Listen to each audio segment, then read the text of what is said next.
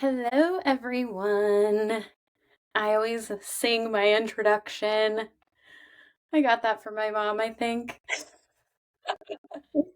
But welcome back to another episode of the Mindful Constitution podcast for all things holistic health, healing, sober curiosity, motherhood, all the stuff. Today, I'm super excited to chat with my peer and previous client, Heather Hart of Heartstrong Enterprises and author. Yes, author of her book, which I actually have here, Finding Your Power Through Trauma, the 9-step guide to healing from toxic or narcissistic relationships. So Heather is also a certified trauma recovery coach, and she really specializes in recovering from narcissistic relationships and abuse. So welcome. Thank you so much for The having me. podcast. Yeah, you're welcome. I'm so excited you're here, and I have like a million questions for you I about have the book. hopefully a million answers for you. Yeah, we already had our little pep talk before, and I said this might be a two-parter because after reading, I'm only halfway through the book, to be perfectly honest, but I am glad I'm only halfway through because even from that point, I have a lot to discuss. So, thanks for being here. And to kind of kick things off, I really just want to hear about what led you down this path of, focusing in on trauma recovery, specifically in narcissistic relationships, and also how it inspired your book. Sure. So for me, uh, I literally woke up one day and decided I'm going to write a book. I spent my previous years in corporate America, um, 15 years in corporate America, kind of working my way from the call center all the way up through technology implementation management, right? And so during that time, I found myself in what I thought was the relationship of a lifetime, right? And so, um, not knowing that I had previous forms of trauma, right? Like childhood trauma, I kind of just spent my life surviving and Mm-hmm. working the grind and trying to excel in my life and in my career. And so I landed myself in this relationship and I, thought that I made it. Like, this is it. This is the finish line. This is what we're supposed to be doing in life right now. And I have a career and I'm a mom and I'm a wife and I have Yeah, a, like check, check. like, I had my list of things to check off. And somewhere along the line, things started to go sideways in terms of I had the best supportive relationship of a lifetime to what the hell am I even doing? I'm miserable now and I don't know who I am and I don't know what's going on and I don't know what's happening to me. And we'll talk more about the defining moment later, but then something so outlandish, something so out of touch with my reality, what reality I thought I was living in happened. And I was forced to make this split second decision, right? And so then I had to go through a strenuous divorce and waking up to who is this person? Who is this family? Like, what is happening around me right now? And is this real life? Am I crazy? Am I wrong for, just asking for what I felt like were very basic human things? Mhm. And so even years after the divorce settlement and everything, things were getting progressively worse, right? And so it was like, when does this end? What is going on? And um, and some things happened in my life, right? Like that were bits and pieces along the way where I was faced with a life threatening emergency, is literally what happened. And even in the face of that, I was still being attacked and just with terrible experiences from people who were intentionally trying to hurt me. And at that point, I was just like, I can't do this anymore. Like I need to start really figuring out what was going on. And it was actually around that point that I had remembered a book that I had read very early into my separation. And it was called Divorcing a Narcissist by Tina Swithin, I think was the name of the book. And I had thoughtlessly tossed that book aside, thinking, you know, this isn't me, this isn't my life. Like, I heard the term narcissist and automatically thought, well, that's her life and her husband's diagnosis. I know that I'm dealing with toxic and complicated people, but that's not, like, it's not going to be this. They're not that bad. Right. And so something happened, something clicked that day. And I was like, this is what that author was talking about. And this is what she had gone through throughout her entire, custody hearing and everything else that was going on in her life. And I was like, this is what they're doing. And that was whenever I really started to take in the seriousness of not just that term, right? Because we get so stuck on that term. But it's good to start there because you learn about abuse, right? The whole point of understanding that term is digging into the knowledge behind abuse, right? And so What you said there too is so interesting. I just had this real like aha moment. It's kind of the same thing with the term alcoholic, is like we get so yeah. stuck on whether is someone a narcissist or not. Are you an alcoholic or not? When in reality there's all these behaviors that can be problematic. Like, just because someone might not be a textbook definition of a narcissist doesn't mean that you're not in a toxic relationship. Just 100%. because somebody doesn't fit the textbook definition of alcoholic doesn't mean that you're not having a problematic relationship with alcohol, and that you can't benefit from this like exploration and learning and getting curious behind, like, what should I be tolerating in my life? What should I be expecting? Yes. Sorry, I didn't mean to interrupt. No, I I was love like, that. I love it. Well, because that was like my next step, right? Like, and we yeah, could talk about that in a little bit, oh yeah, we'll get there. but that was like my next step is, wait a minute. What Yeah, like really being like not hung up on the labeling, but then being okay, well, this does exist, and what are the characteristics of it? Even if it doesn't fit 100%, look at what you learned along the way. You now wrote a book on it. Yeah. Well, and so that aha moment led me into actually sharing about my own experience. And initially, I started writing a memoir. And this is memoir style, right? Like I talk a whole lot about my story and I intertwine my story into the steps or the milestones. Um, but I started writing a memoir. And when I started to actually share my story on social media and I started getting responses from people, they were asking me questions like, how do we do this? And I was like, I'm writing the wrong book. I need to write a different book, right? There are so many memoirs and they're helpful. Everyone's story is so important for the collective healing, but I didn't feel like there was a book like this, right? Mhm. And so I It's really so started. Hmm? sorry. I was just gonna say it is such like a practical, applicable book, where you can take it's filled with steps, exercises for self-exploration, like all throughout the journey while you parallel it to your own story. And it's just so digestible and it just makes sense when you're reading it and like moving through the phases. And Thank you so yeah. much.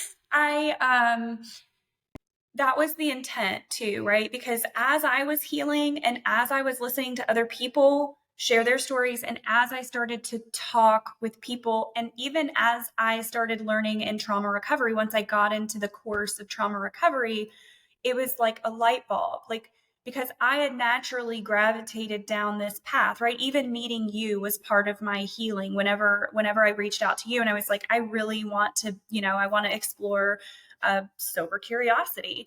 And so that was part of my healing. And it came probably, I think, a year or so after just getting through life without this toxic person, right? Mhm. And so after hearing everyone's story, I'm like, this is a pattern. Like, I followed this pattern, everyone else is following this pattern, and we have all of these different tools and we have, memoirs, we have coaches, we have all of these different tools, but this is really a pattern of healing. And so what I wanted to do was take that pattern and break it into milestones, right? Because it is a step system. And then when you get to the end, because the finish line is the last milestone, I mean, I even say that, like, you're not finished yet. Go back to the start, right? Like, go back through these milestones again and apply new things to them. And that's kind Mhm. of, so that was my experience. That was why I decided, after going through this experience and having all of these aha moments, and then hearing other survivors talk about their stories, it really is like, once you start digging into the knowledge and feel validated, it's like an explosion of reassurance and, oh my gosh, finally I know what's wrong with me. I don't feel crazy anymore. These things did happen. And so I was knowing all of the things that I know about healing and learning about trauma recovery. I was like, people have to know this, right? Like, people have to know how to heal, but not how I healed, how they can apply these milestones in their own life to do whatever level of healing they need to do, personally. So, Yeah, so good. And I love what you said about patterns as this tool, because I think of that a lot with when working with people through shadow work, about patterns that exist in our lives and how that can be a useful tool for like reflection and deeper healing. Like, what problems keep arising? What do you keep noticing reoccurring? And it's so cool that you basically took the same concept and applied it more to like a collective level, like these patterns that exist in our interpersonal relationships. And how can we explore those more deeply? If like many of us experience similar patterns, then how can we create a map for each other to right. navigate those patterns?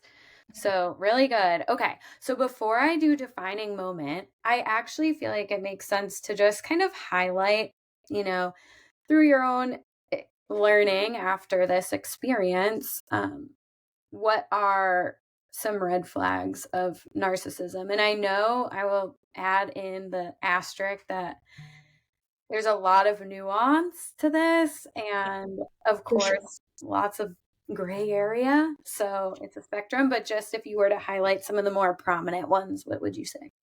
Absolutely.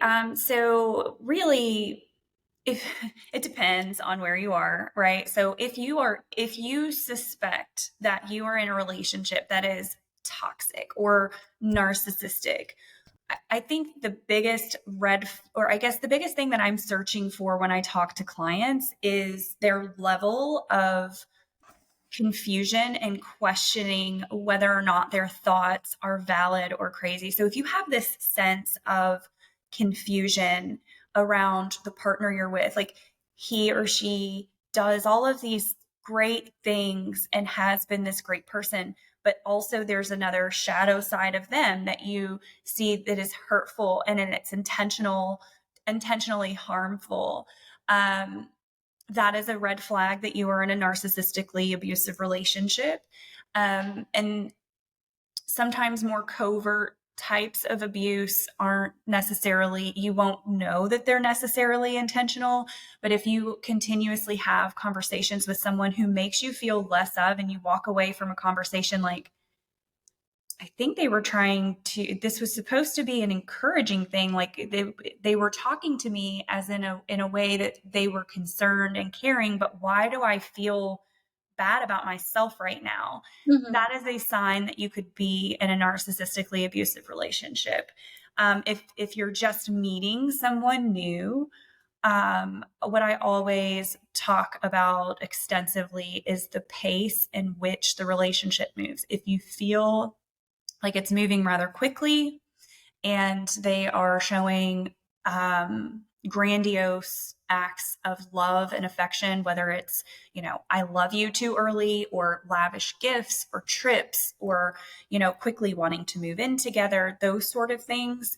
And you feel like it's moving at a very fast pace. That is a giant red flag, because Mhm. narcissistic people typically like to secure victims as quickly as they can, because they can only put on that facade for so long. Yeah, I know you talk about love bombing in the book, and um, it's interesting too because it makes sense that, you know, I think a lot of times, like you described, you kind of jumped into relationships quickly because you never wanted to heal your own trauma and maybe didn't have as much of a sense of yourself in those times where you really wanted to romanticize the quick beginnings and like overlook the red flags. And it makes sense that that would be who a narcissistic person would want to gravitate towards and identify through love bombing because if you have a lack of sense of self and you're kind of really into like a whirlwind romance or that romanticization and getting sucked into that is I think probably makes you an easier target for them It if that does. makes Yeah, well, it does. It does. And so, yes, I did. I just wanted to find my happily ever after. Like yeah that is all I wanted. yeah so many people do right and like Yes. that kind of I was like in a hurry for life, right? Like I was in a hurry. I felt like I was like there was this ticking clock, and if I didn't find my person, I was never going to find my person. Mhm. And so I was looking for people to complete me, right? And I think I'm just happy that I took the time after this. I mean, it really it took that relationship of a lifetime to really make me fearful to jump back into anything, because at that point I didn't know anything about myself anymore, right? Yeah, I know. That was it was I was reading that part too, and I think that's a part so many women can probably relate to is just feeling like they need a relationship to complete them without realizing that simply going at it from that lens is going to likely attract partners that will take advantage of that Yeah. need. And like I one of my clients always says this and I love it. She says like they match each other's dysfunction, you know? Like sometimes Yes. when you have like a need and then someone feels that level of dysfunction in a relationship, it's just so interesting how we can attract such different things based on another thing you mentioned, which is like what we tolerate. Yeah. Okay. So, defining moment, that was what I wanted to. So, red flag wise, just to kind of sum it up, a big one sounds like if you're kind of constantly walking away from interactions, feeling less than or questioning yourself, and you feel like you're losing your sense of self in the relationship, was like a big theme there. Yes. And then Eggshells also, is also like I think that a really quick, easy word is eggshells, right? Like yeah. when clients tell me I feel like I'm walking on eggshells all the time, that tells me, like, from a trauma lens, your nervous system is activated, right? When you say eggshells, that's a nervous system activation, right? And that is a giant red flag, because if you're not feeling secure and safe in your own environment, that tells you that the person that you're with is kind of dominating your space. And that's something else that narcissistic people will do, even in a covert type manner. And so it's all about power and control. And so if you feel like you're walking on eggshells all of the time, that is a really big indicator that your nervous system is activated, and you need to stop and figure out, like, listen to your body. Why do I feel activated right now? Mhm. Yeah, such a good tool no matter what. To kind of lean into your physiological cues and yeah, those are nice because they're a little more nuanced red flags than the ones you typically read, which are inflated sense of self and superiority complex Yeah. and all those things is like these are more um nuanced.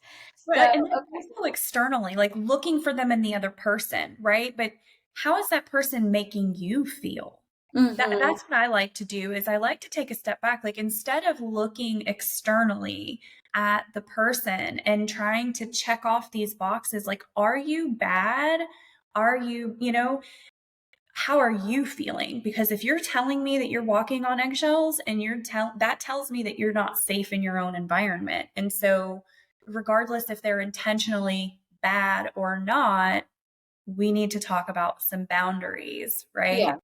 The dynamics of your relationship, if that's how you feel. So, yeah. And so then you talked about a defining moment, which I feel like is really relatable to anybody, even in any type of toxic relationship or going through a breakup, just finally coming to that moment where you are ready to take action. And there's usually, like you said, a lot of death by a thousand paper cuts before you get to that defining moment. But I would love to hear more about yours and when you were finally like, okay, this is enough. I gotta do something different. Sure. So, and there's always varying outcomes to these defining moments, right? Mhm. So, my defining moment at that point was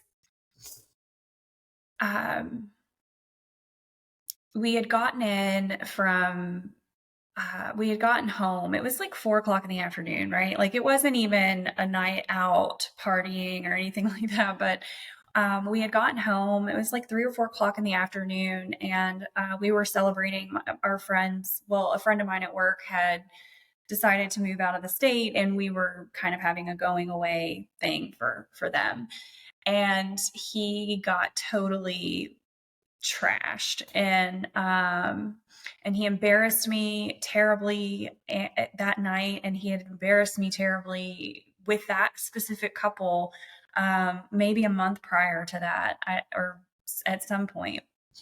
And so when we got home, I was just kind of telling my girls, "Hey, it's time. We're gonna go stay at Mama's." Like I was like packing up, and I was gonna go to my mom's, and I heard this commotion around the corner. Um, and I learned that he had drunkenly groped my 16-year-old daughter, who was his stepdaughter, right? And so I didn't learn it right there in that moment. I mean, I wrote about it, and I wrote about how it, like, the story unfolded. I just knew based on what I had heard that it was inappropriate and something really wrong had gone down. Right. And so, so later I learned that, and it was just like an explosion of who is this person? Who have I been with for the last 10 years? What is, like what is happening? And so for me, my defining moment was just a earth-shattering moment for me where I knew that things were never going to be the same and I had to take action. And previous to that, I had another defining moment that wasn't as, life changing for my oldest daughter. And that was just being at the dinner table at a restaurant, right? Like, uh, my youngest daughter was really young. She was a baby, and she would play with my phone a lot. And somehow she like combined two of my contacts together. So it looked like my aunt had been saved as another number. And so she called me and a different name popped up. And so I was at the dinner table with he and my in laws. And that entire dinner, I was tormented. That's suspicious. What are you doing? What, like all of these things where I was just immensely uncomfortable. I was getting attacked in front of people. I Mhm. could not enjoy my time. And I got up. I remember I got up and I left the table. I left the restaurant. I went out in the car and I just let them finish dinner by themselves. Like I had never done something like that before because I'm always like, I had never experienced that in front of people. Like I was used to it happening behind closed doors, but as time went on, he just got a lot more comfortable with doing those sort of things, especially in front of Yeah. his own family. Mhm. So I remember telling him in the car that night, I can't do this anymore. Like that was a moment of, I can't do this. I can't live this way. And so I told him, I'm leaving. I can't do this anymore. That there's no reason that any of these things should have happened, right? And so I basically laid out, like, here's what's going to happen. And I did follow through. Like, I sold our house, I split everything, I moved, and I told him, like, I don't want a divorce.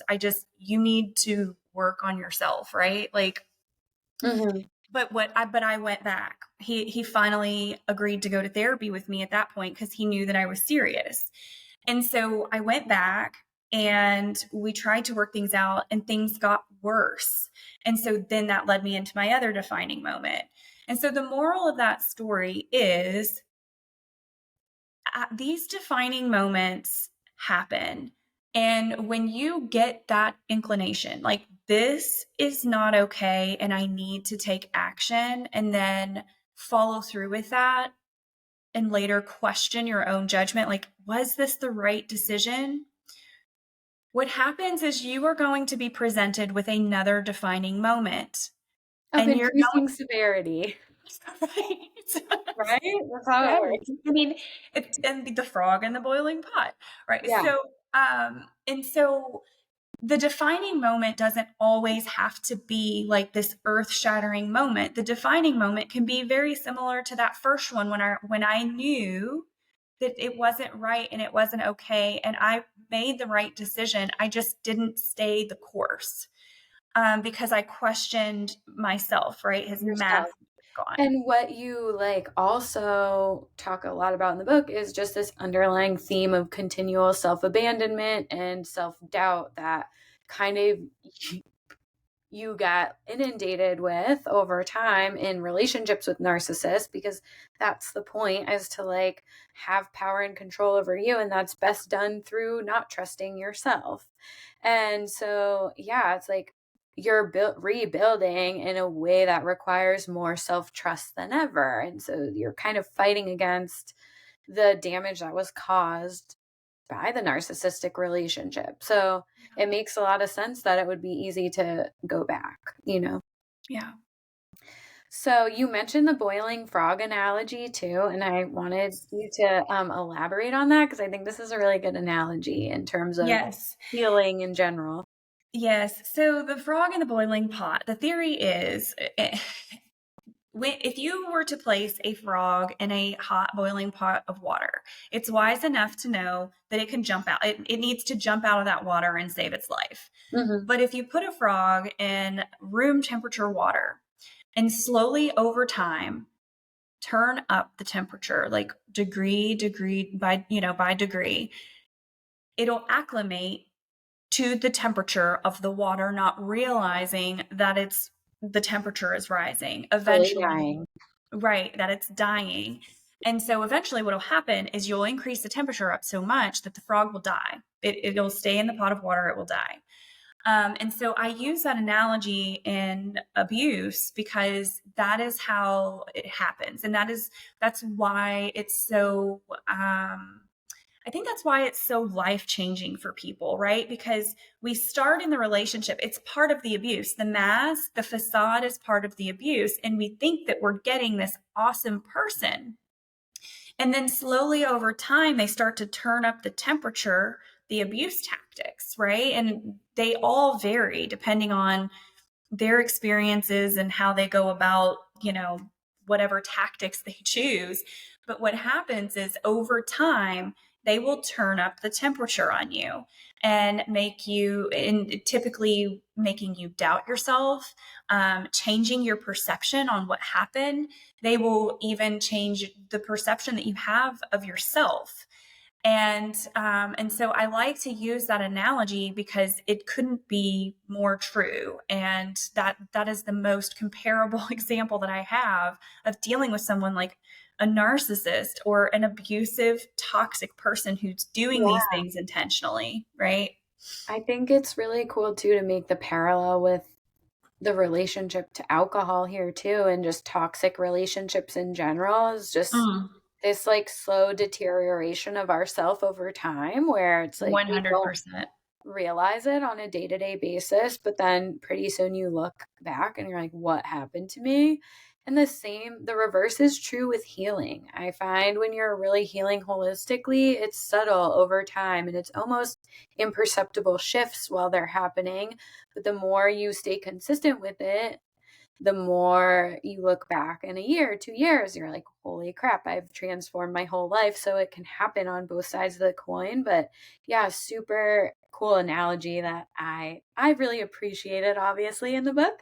And you mentioned abuse tactics, and you talk about a lot, not a lot, but like a good amount in the book. Triangulation, gaslighting, which is obviously like, one people have heard a lot. But one that I actually was really intrigued by and hadn't heard of was called the dog whistle. And I would love for you to explain more about the dog whistle and just what that is and what it looks like, because it's much more subtle. And I think a lot of people have probably experienced it at some point. Sure. So the dog whistle, even though the term sounds funny, it's intended. So with a dog whistle, when we're training dogs and we have that training whistle, we can't hear the tones that whistle lets out, but the dog can hear the tone. And so the dog whistle in abuse is the same. It is intended to be an abuse tactic that a person can use that only their victim can see or hear. And so what typically happens is the abuser will the abuser will have some way of displaying, I don't want to say dominance, but they will do something in plain sight in front of people.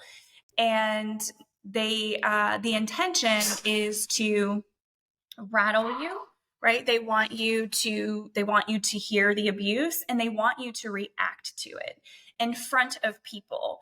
And so I talk specifically about my dog whistle, but I think I'm just going to give you a generalized Yeah. example.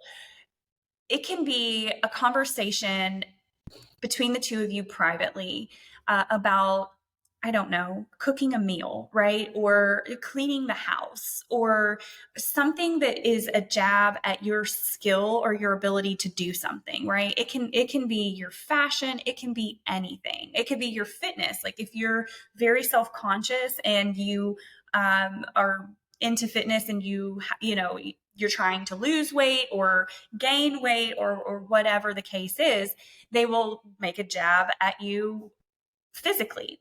And when you're out in public, say something like, or with friends, say something to another person about how amazing they are at that one thing that they said you weren't good at.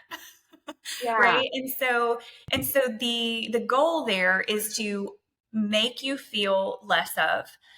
Sometimes it sparks competitiveness in people and make them act. They may not react in public, but they may, like, I don't know, start kicking up their time in the gym or pick up a cooking class to prove their worthiness to the abuser.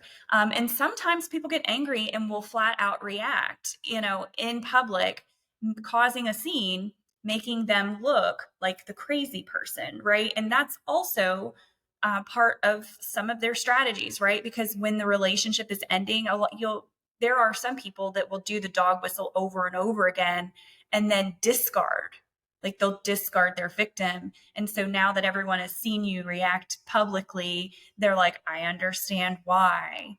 And Yeah, it's essentially like using their like privileged information about your insecurities or against you, like in public where other people wouldn't know, but because you're in a relationship and they know all about your past and the inner workings of your brain, they can yeah, say things that are really passive aggressive or kind of even like combative if you know what's going on, but you don't. And it's like kind of to get a rise out of you or to make you question yourself and just to like have that power over your emotional state. yes.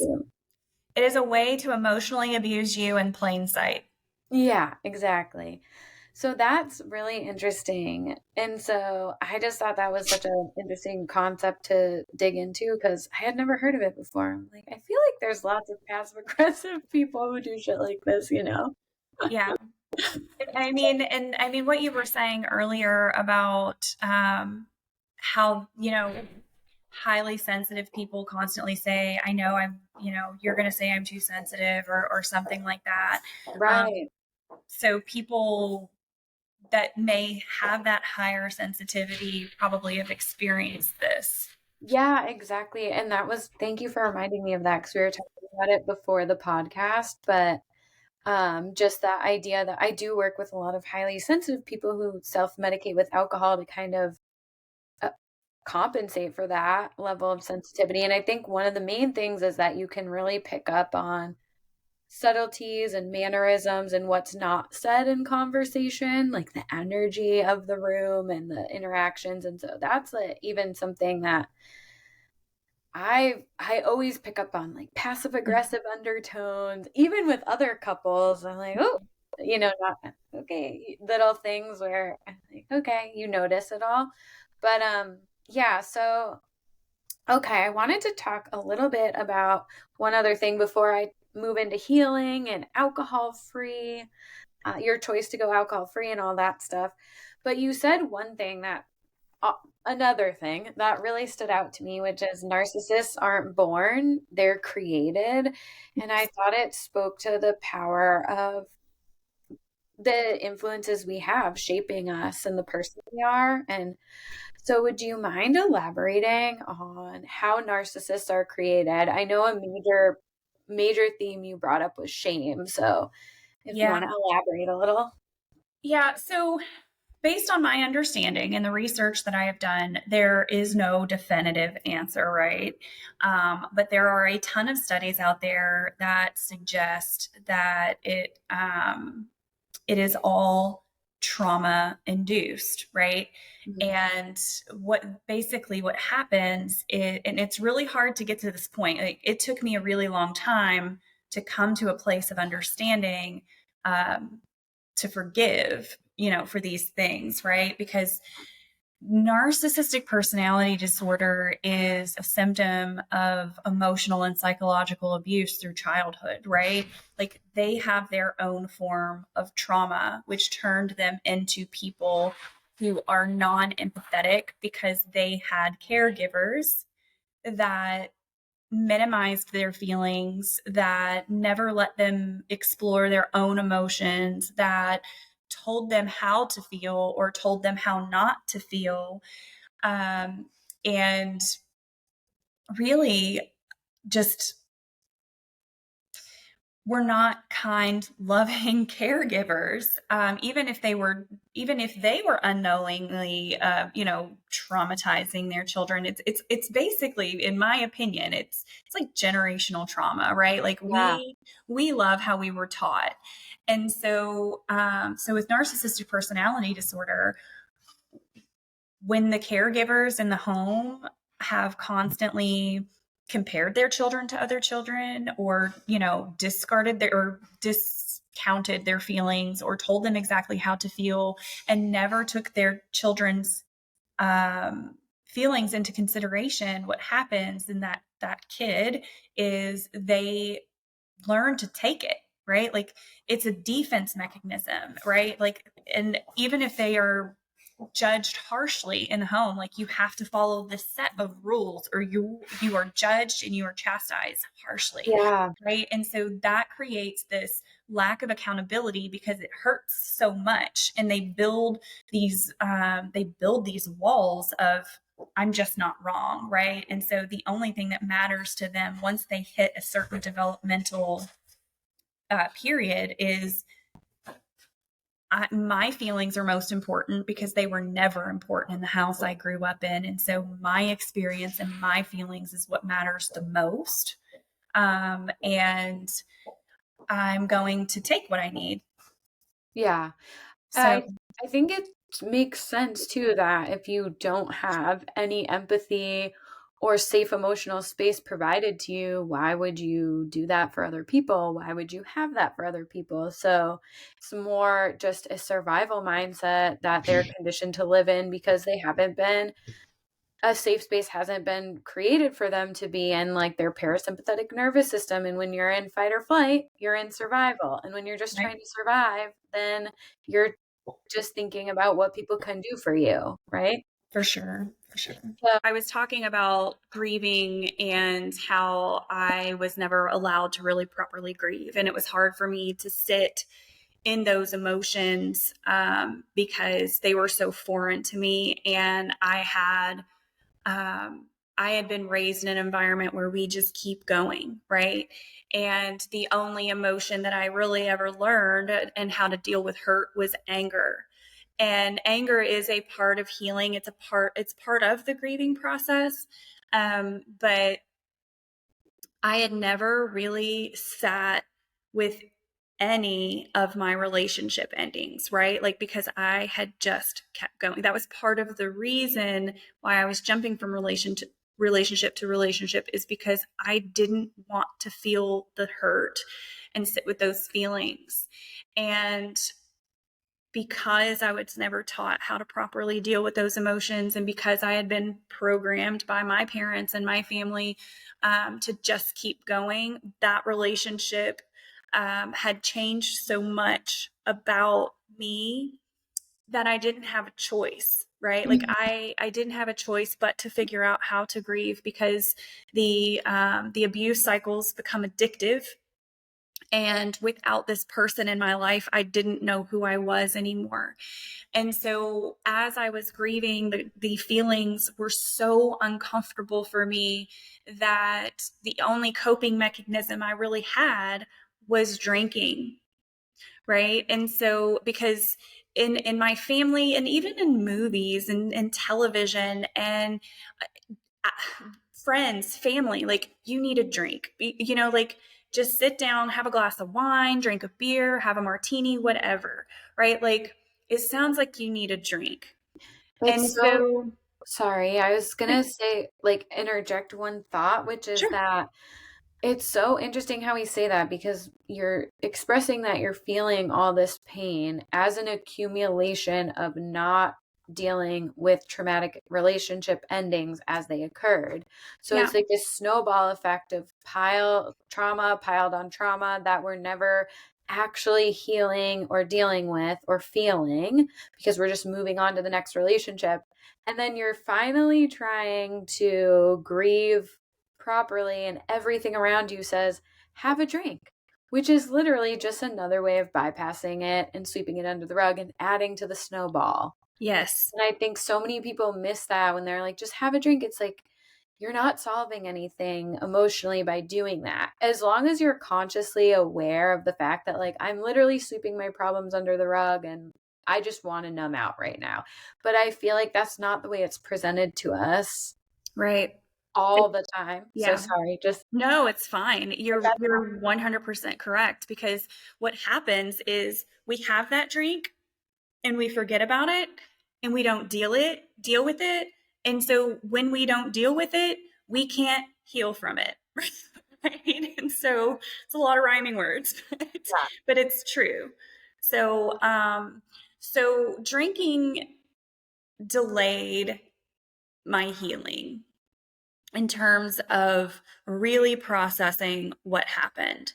Not only did drinking delay my healing, but it became a normal part of my day. And I had always, I mean, like I said, I worked in corporate America, and things were stressful, and my job was so demanding. And there were so many nights I would come home and I would just crack open a bottle of wine and unwind. Um, and even doing that, not to go down another rabbit hole, but even doing that, like, it throws off your sleep because the sugar levels are so high. Like, you could wake up, you go to sleep tired from the drowsiness of alcohol, but the sugar levels are so high that, it wakes you up in the middle of the night, and then you can't sleep. And then, and then you fall back into another cycle where you become dependent on it.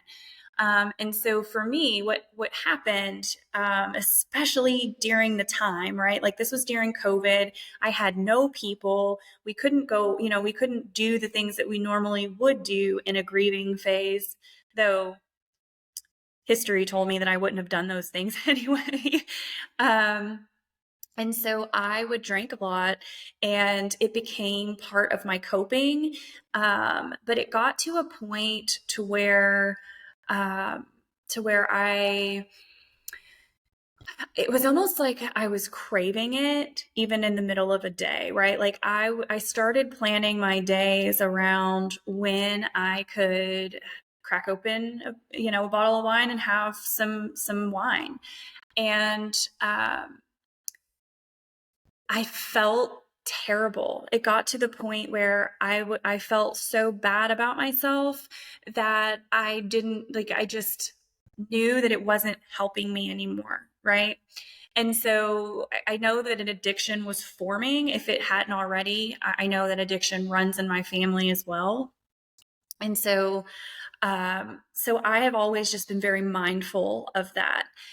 But not everyone can be mindful of that. And so whenever you're grieving these relationships, I think what we don't realize is how addictive the cycles are, and how we get so dependent on the abuser for dopamine or validation, right? Like we become so accustomed to these cycles and being so low, and then them love bombing us and giving us that boost of dopamine, that we are really more susceptible to pick up other habits to supply us with that feeling, even though we aren't consciously aware of it, right? Yeah. And so mine was alcohol. Other people will try to hop back into another relationship and find another toxic person that will supply them with those same feelings. It is an addictive cycle, the relationship. But when It's we get out, oh, sorry, go ahead. no, you're good. Keep going because I know you're Well, finished. so when we get out of the relationship, we are highly susceptible to wanting to cope, to get that feeling, that boost of dopamine anywhere else. And mine was alcohol. Yeah. There's a book I just recently read that you're reminding me of. Oops. That you're reminding me of, and it's called Addicted to Drama.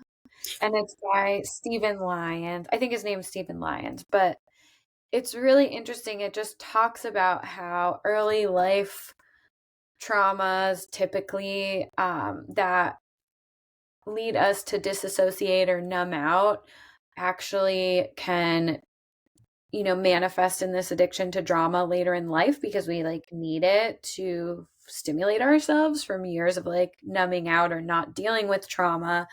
And it's really interesting to think about because I think too, even with drinking or toxic relationships, a lot of times peace feels so uncomfortable too at first. Like even getting out of a relationship of extremes, it's like, and that can be with alcohol or a person, is like we get out of these relationships of extreme highs and lows, and stability feels weird and it feels uncomfortable to allow ourselves to like rest into a feeling of ease because it's just so foreign and unfamiliar to us.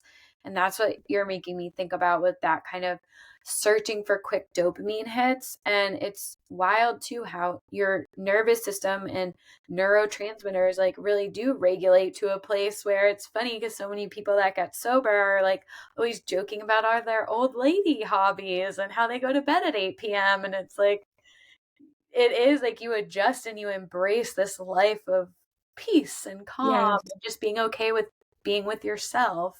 But at first you're like, dude, this feels so uncomfortable. What you were saying, yes, 100%. It's almost like when there isn't addicted to worry. Yeah. Right? And so worrying about what's going on around other people, it's like the excitement that something is happening over there that I must engage in and I must talk about, because if things aren't happening around me that I can physically see and interact with in that way, then my life, what am I doing with, there's nothing. I think it really No just makes us distractions. realize that we don't have a life. Right? And so it's like, what do I do now? I think it's also just this, constant distraction of drama and like focusing on the next like chaos or catastrophe or somebody else's issues. Because when you're not at peace with yourself, the last thing you want to do is be alone with your thoughts and sit Yeah. with yourself and focus on you. It's easier to just look outward, create like havoc in your life that really has nothing to do with healing the core problems. Yes. Yeah, and it talks a lot about the behavior of people who are addicted to drama and, talking incessantly about other people as one, or always feeling like they need to save other people. And Yeah. it's just all distractions from the inner work that we Yeah. can do on ourselves. For So, sure. girl. So, making that decision to remove alcohol, I think, is so important for you to talk about. You did obviously say that you could see yourself building like more of a tolerance or addiction, and you saw those as red flags, which is good, and decided to take it out. And although you wouldn't have considered yourself an alcoholic, you were kind of considering all the contributing factors. Like, I probably have emotions I need to process right now, deeper healing to do. I have an addiction runs in my family. So, considering the context of my life right now, taking a break from alcohol feels like a good idea. And so, how did it impact your life holistically? Like, what was helpful about working with me? So as you were talking, I was like, there was actually, so during that life-threatening emergency that I told you about, I ended up having to have emergency surgery, and I had to take pain medicine and after surgery. And so I wasn't drinking during that time, because obviously I couldn't, that would have been bad. And so I think one of the biggest things that hit me when I was in that transition is I went a certain period of time without drinking. And then I think I started kind of having a drink at like casual lunches or something. And after that, I felt the zap in my energy and the difference in my moods. And that's when I was just like, put two and two together, in terms of how it was impacting me emotionally and psychologically. Um, and so when I decided to hire you was probably, it was about 5 or 6 months after that, right? Because we did sober October, right? Mm-hmm. Yeah. And so I wanted to know what it would be like to not drink. And I knew that alcohol had become such a big part of my life that I needed the accountability to not drink. And I wanted to learn more about substitutes and how to engage in social acts when you're surrounded by people who drink, because my family, that's what we do at social events, is there's always alcohol, right? And so am I going to be the boring person in the room? Are people going to reject me? Am I going to have to explain myself? All of these things, but I wanted to explore the possibility and I needed the accountability. Mm-hmm. Um, and so that is, knowing that it had impacted me negatively. I ventured after that emergency. I started venturing down the entrepreneurial journey, and I really just was like, drinking is not helping me. It is hurting I don't want to wake up in the morning, and I can't run a successful business this way. And I don't, I want to see how this improves. So and then I found you. um, and it's so insane because I think that, I don't know what the algorithm was doing at that time, but I'm so glad that I did. Because when I met you, I was also on a spiritual path, right? And it was like, it was just so great to find someone who was also in the same beliefs, and helping me find holistic supplements over drinking alcohol, right? And so I think that's just what it was, is I wanted to just I felt the difference in no drinking versus trying, picking it back up. And I was like, I don't think that this is for me.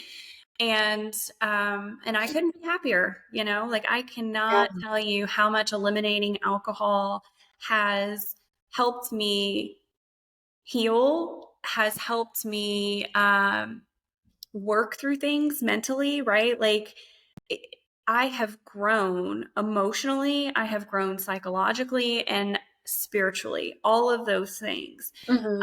And with alcohol, I don't do those things. It slows everything down for me.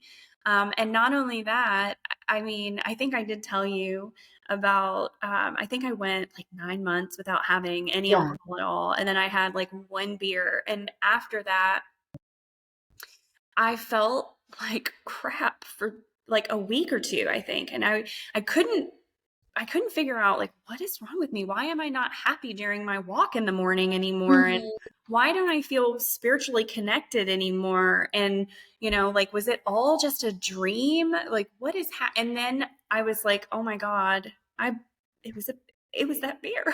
Like I haven't felt right since that beer. And I'll tell you, I may sound crazy, I don't know, but um I'll tell you, since then, I mean, it did come back, like everything came back, and I was just now I just am in that mindset of it's not worth it. It's Hmm. just there's nothing beneficial that comes out of it for me anymore. So therefore I don't enjoy it. I don't Yeah. and sometimes I'm with people socially who are drinking, and if I don't have my supplement, like if I don't have my substitutes or the three spirits, or sometimes I think about it, I'm like, maybe have a glass of wine, and then I remember that time that I had the beer, and I'm like, it's just not worth it. Yeah. And then It's I watch interesting. progressively, like I watch people progressively, and then they're. I'm sorry, I feel like I'm going off on a No, you're good. tangent here, but there was something recently. I can't even remember what it was. Oh, we were trick or treating.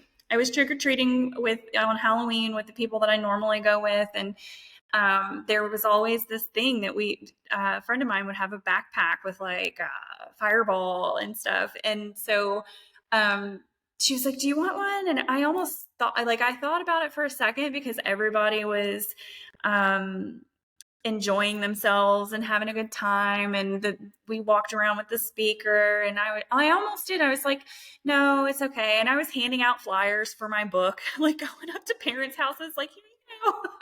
Oh my God, Um, that's amazing. but then at a certain point, I kind of looked, and they weren't like we were with kids, so it wasn't like that. Like it wasn't like a crazy partying moment. I don't want to paint that picture, but there was a point where I could tell that the energy shifted, and I was just filled with joy.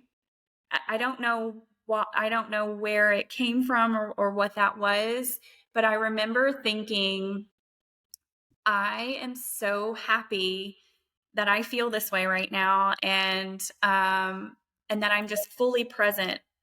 I'm fully present, and it was just more so kind of watching interactions and um, how the energy shifted progressively as people were Yeah. talking, and I think it's so cool when because it's like those moments where it's immediate gratification and acceptance and participation in what everyone else is doing just feels easier yeah, than staying aligned with your decision not to drink.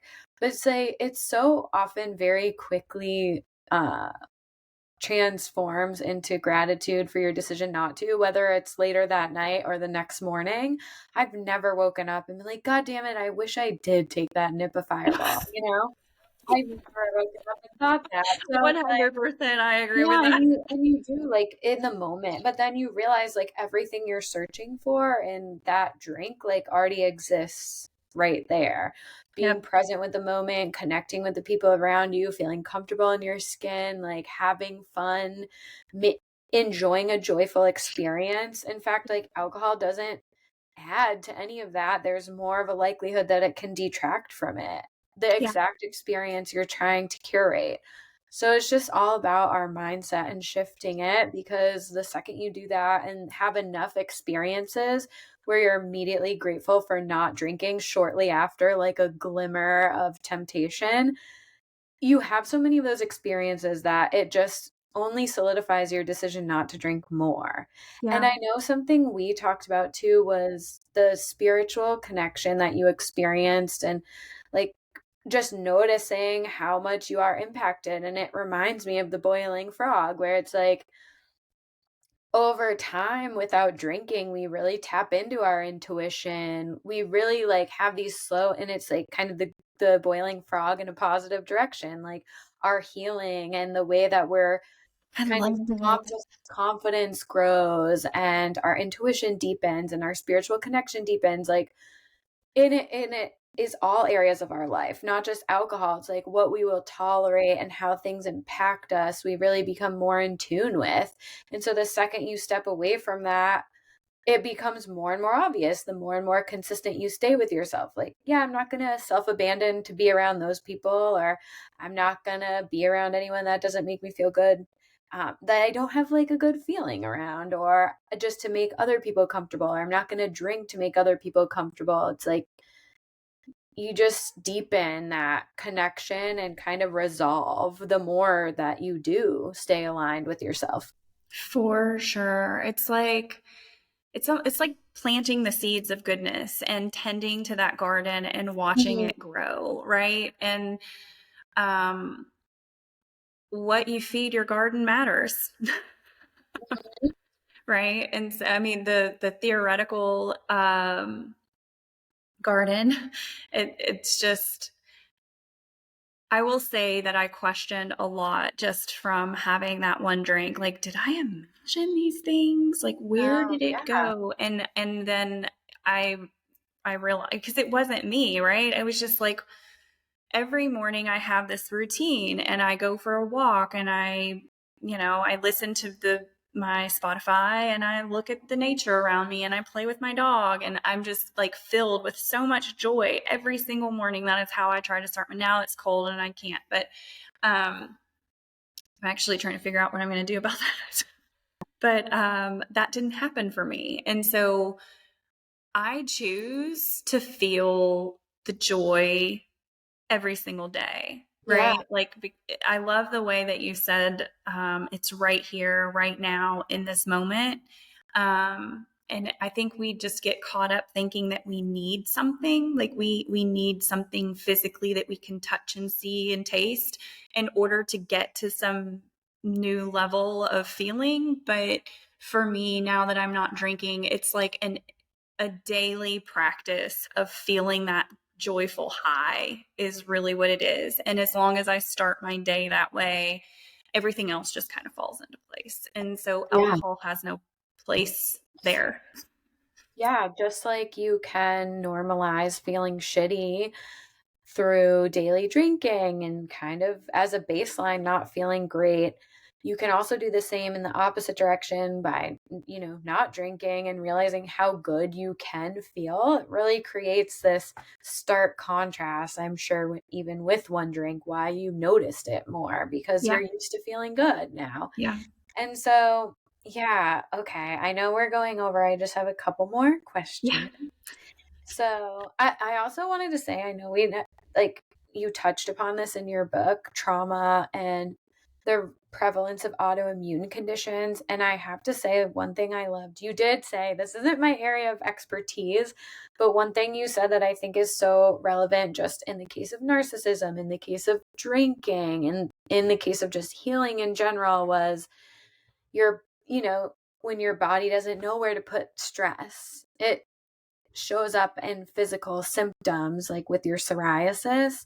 And I Yes. just think that's such a good message. Like we so often want to avoid like uncomfortable feelings, whether it's sourced from an unhealthy relationship with other people or alcohol, that like we kind of just shove them down thinking that like that's solving the problem. And in reality, it's just kind of like gonna bubble up in a different way. And I just thought it was such a good thing that you said, the stress didn't know where to go. And so it came out as psoriasis or like an autoimmune condition, and can be different in different people, but just a Yeah. really important testament to like why doing this healing work is so important, and why like feeling uncomfortable in the process of like grieving and healing and resting is also needed. So Yeah, I think that I love that you say that because I totally forgot about that aspect. Well, I didn't forget, but I didn't realize the conversation was going to go there.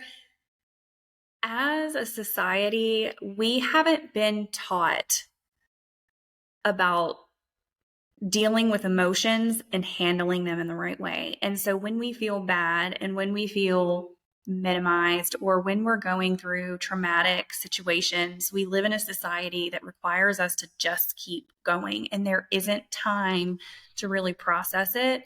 And so that stress, that trauma, it has to go somewhere, right? It may be invisible to you, but the feeling exists and it goes and it gathers in places of the body that you don't realize. And what I love about what you do, Katie, is um, helping educate people on somatic practices and how to release trauma in healthy ways, right? Like this is newer information in the United States, I think, right? But it's no secret in other countries. Like these things are normal, they're normalized, and they are practiced. And I love that we're reaching a time where we can explore these things and we can witness how very important it is to choose things like sober curiosity, holistic medicine, and different somatic practices like breath work or hypnosis that are, with the trauma lens to help people release the trauma and also fill our bodies with the things that it needs just to help reinforce what that healing can do for yeah, us. creating a foundation of healing holistically. It's really not one thing. And that's funny because we were talking before, and it leads me to my next question, which is like your top strategies for healing. And as Yeah. I was reading your book and reflecting on like what a dumb question that is, because It's not a dumb question. it's hard to There are like, strategies. there are strategies, but I feel like kind of it gives like the wrong impression of like holistically healing, even because we're like, okay, this, that, and this. And really There's it's no like, one size fits all. yeah. And it's so like holistic. So it's not like a ranking of these things that we do. But I love what you said about our society, and just um in reading this book that I'm on right now, not yours, a different one, The Myth of Normal. It talks a lot I need about to get that. how a lot of the dysfunction we have individually is the result of a sick society that, doesn't prioritize rest or work-life balance or honoring our bodies or trusting our bodies even. I mean, we're inundated constantly with like pharmaceutical ads. It's like, take this, take this, take this, take this. It's like many of these things we could like resolve on our own, but that's not really like an empowering message that we're receiving on a regular basis. So anyways, that's another tangent we won't go down. I But was like, we can go talk about big you're like, pharma and "Ooh, money all girl, day. oh, yeah, don't get me started." But I did wanna say, like, that said, if you were to kind of give people some advice on where to start, um, their healing process after recovering from a toxic, we'll just say toxic relationship, because Yeah. honestly, narcissism is only one version of a toxic romantic relationship, and we have toxic dynamics within relationships can exist in all forms in our life. So fill me in. 100%. Yeah, that's kind of why I put a quiz in the front because I got so hung up on the word in that first book that I just assumed it didn't apply to me. So I have that quiz in the front that says answer these 10 questions. If you answered yes to like four, I think three or four or more of these, like this is the book for you. And so I think that's what we really need to focus on. And then there's a chapter, I think it's chapter 22, where I talk about the healing center. And there are 4 healing quads. There's the nervous system,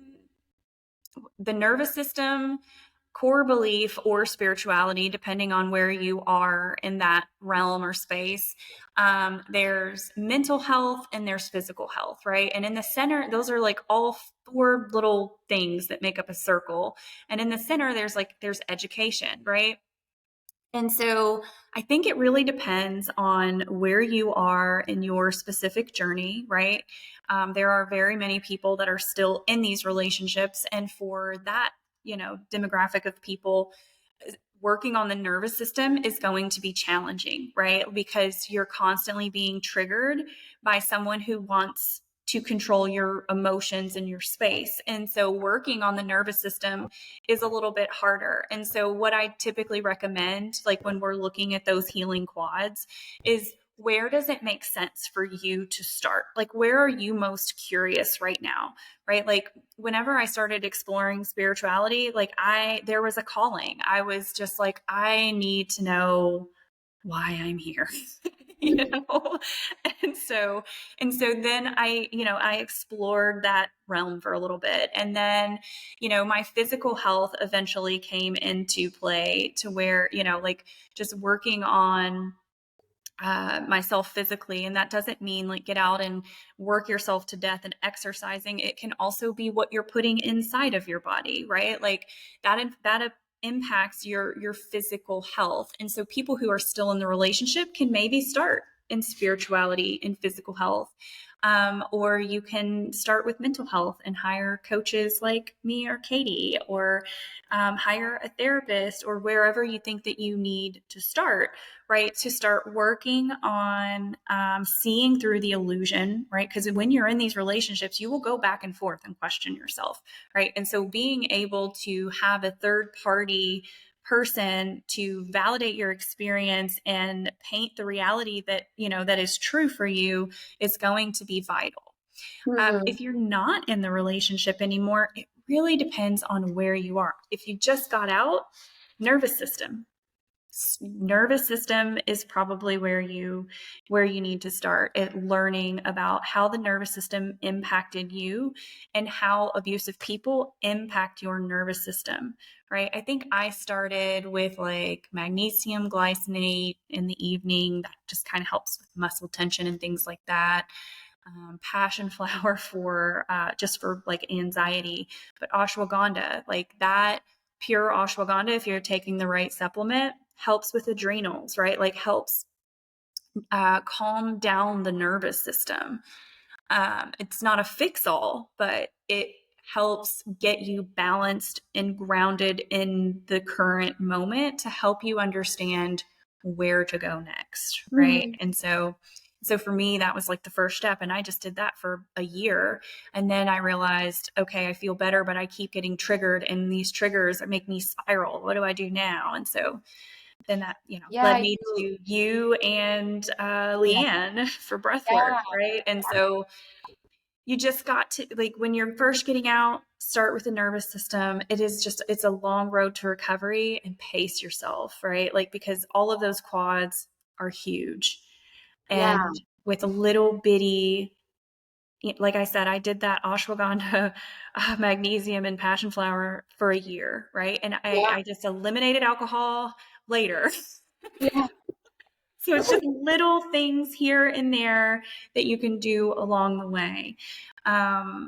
But sorry, I I'm love that. No, it's good. And it's, I think, just emphasizing the holistic approach and how it is a marathon, not a sprint, when you're working on all these different areas of your life. And I love what you mentioned about really like that self exploration process to see where you're at and like what area would make the most sense for you to start in on first. And also, looking for community and information, that's an exploration and information gathering phase, or finding support. And because it is overwhelming, like that is what a coach does. They help you really break things down, like what deserves priority, like how much can you do right now? What is the next best step you can take? Like really getting things focused, because it is sometimes like this onslaught where that's why we procrastinate healing in general, because it just feels like we are, so many things that we want to work on. It's overwhelming. But my mom always says, be careful how far you walk into the woods because you have to walk that far back out. And I think that really applies. Love that. Yeah, with like Full of dreaming. wisdom. Yeah, I know my mom with her little things. But it's so true. It's like if you feel like this feeling, like you said, okay, you said at one point, I know I'm going to divorce him at some point. It's just a matter of when. And I Yeah. don't know like what it's going to take to like push me over that edge. And I think like deep down, so many of us like know like the toxic challenges, obstacles, and restraints in our lives. And it's like this process of developing our self awareness and like readiness and preparation enough to actually like take action and follow your intuition and stop doubting yourself and stop putting yourself in situations that require you to like constantly fragment or self abandon. And Yeah. so yeah, I think, it getting support is one of the best things you can do for yourself. If there's an inkling there, we have so much programming that goes against like our intuition. You even have an inkling of it, like follow it.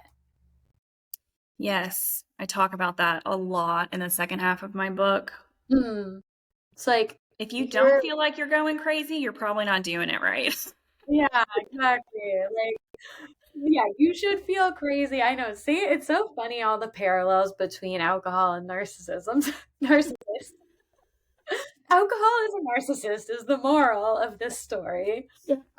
But lastly, before I ask where everyone can find you and all that, I just wanted to ask, like, through your whole process of alcohol elimination, healing from even like more than one like painful relationship, like what did you learn about yourself through it all? Ooh. Um, I learned that for the first time in my 38, well, it's been some years of a journey, but so I'm 38, that I finally know who I am and what I want to be when I grow up. Um, and I I think I just realized I realized the most that everything that I had done throughout my life up to that point was because that's what everyone else thought I should be doing, right? And I learned that I'm a writer. I woke up one day and I was like, I'm going to write a book. And I've always had this Yes, flair for writing, right? And even in that journey in itself, I had memories and flashbacks of my childhood that I had suppressed, of like teachers in the third grade telling me that I wrote the best paper in the class. Again, in the seventh grade, my teacher pulled me aside and said, Heather, this children's book that you wrote, it was like for a portfolio for high school, right? And so the assignment was write a children's book. And we got these little white blank books. And she pulled me aside and she was like, this is a really good book, Heather. We should publish it. And I was like, yeah, okay. I don't know. I might have a children's book out there somewhere, but that I wrote under in the your, seventh grade. yeah, under your teacher's name. Yeah, but it was these things that I remembered along the way when I actually started living for me, that I was probably supposed to be a writer all along, right? And this was my first book, and it was a big project. It was a big task. It was a lot to do, but I mean, I have people giving me compliments and telling me that it's well written, and I love hearing it because I have, even doubted myself in that. And so what I will say is I learned that my voice and my intuition was right all along, and so if I have any advice for anybody else listening, it's your intuition is right. And if anyone tells you that it's wrong, they're projecting their experience onto you on what they view as right and wrong and what they think their path should be. Right? Yeah. And that's And really what I try to hit home with at the end of my book. And you're not there yet. I'm interested to know your thoughts, I will be today. No. but yeah, like these experiences that we've had that are hurtful and force us to reflect on our lives and ourselves, like they have meaning and purpose. And when you start listening to yourself about what should I do about this, listen and follow, and it won't lead you astray, right? Like use these experiences that you can't make sense of to spread love and light and, share your lessons, because I think that we're all here to share a story. And that story is inspirational for the next person who is also searching, right? It's like little nuggets of information. So, Mhm. Yeah, exactly. I always say that when people are afraid to put themselves out there and afraid to, fear, they have a fear of judgment come up for them or whatever. I'm like, just don't think about the people that are going to judge you. Think about the mhm. people you could be helping and who's going to hear your story and it's going to resonate and provide that seed for them. That seed that I think we all plant seeds for one another. And even the frustrating people in our lives or narcissists among us can teach us a lot, right? And I like like that. you said, it Narcissists takes among a us. long narcissists among us. They're walking among us. They really are. Yeah, so it's like I really do think that sharing, there's a lot of healing that can be done just by simply sharing what you've been through and providing that sense of community and support for other people. I know that was huge for me, was feeling super lonely and my own choice to work on my healing and feeling crazy, feeling isolated. And like you said, it's all part of the process, but learning that anything that requires you to like self abandon Yeah. is probably not in alignment with what your best self is, could be, and the potential that is there for you. And so, what in your life requires you to self abandon? And that's just such a good question to ask. Like, what relationships do you feel like you can't be 100% yourself? Like, what circumstances, what environments? Like, where do you feel like small parts of your soul are getting chipped away every time you do it? Because it's a Yeah. good compass. And Uh, why is the feeling of them being secure and um, why is the feeling of them feeling okay more important than your feeling of being free and yourself, right? Like, mm, why are we prioritizing that? Why are we sacrificing ourselves to make others comfortable? Is, I think, the better way of phrasing that. So, yeah. Yeah, totally. And I think there's always like there's always tolerance to be had and there's always like extending of ourselves for other people, but like who deserves that extension of self? Who deserves your energy and like where are you giving it to places it doesn't deserve and whatnot? So yeah, I love everything we talked about. And I just have to say too that your book is amazing and I'm only halfway through and I feel like it's going to be such a useful tool for so many people. And I'm humbled that I've been able to be a part of your healing team. And also, I talk about you in the second half of the book, actually. I'm pretty sure that you're in it, you and Leanne both, because you were yeah, part of my healing. You really yeah, were. yeah, it's So, like really the pieces you put into place to facilitate your healing is so crucial. And yeah, I've been able to learn so much from you too. And that's one of the things I love about working with clients is that it's not about, and as a coach as well, it's not about me telling you what to do or you telling someone else to do. It's about bringing like your wisdom to be utilized in a personalized way by somebody else and applied in their own way in alignment with their inner wisdom and using your educational background to do the same. And so it's just a really cool process to get to watch unfold. And one of my good friends that I was on the podcast, his name's Lorenzo. He said, rising tides lift all boats. And I just love that because like we all lift each other on the way up. yeah. Yeah. So where can everyone find you?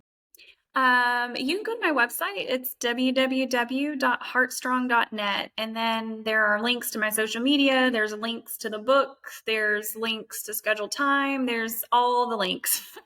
Yes. Okay. So it's just www.heartstrong.net, and that's HARTSTRONG. Yes, Heart with an A, no E, strong.net.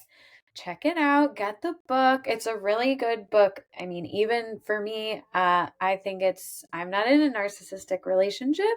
And I think it's so interesting just to read and applicable to like any relationships. I mean, I definitely think I've been in relationships before where with friends or other people or family members.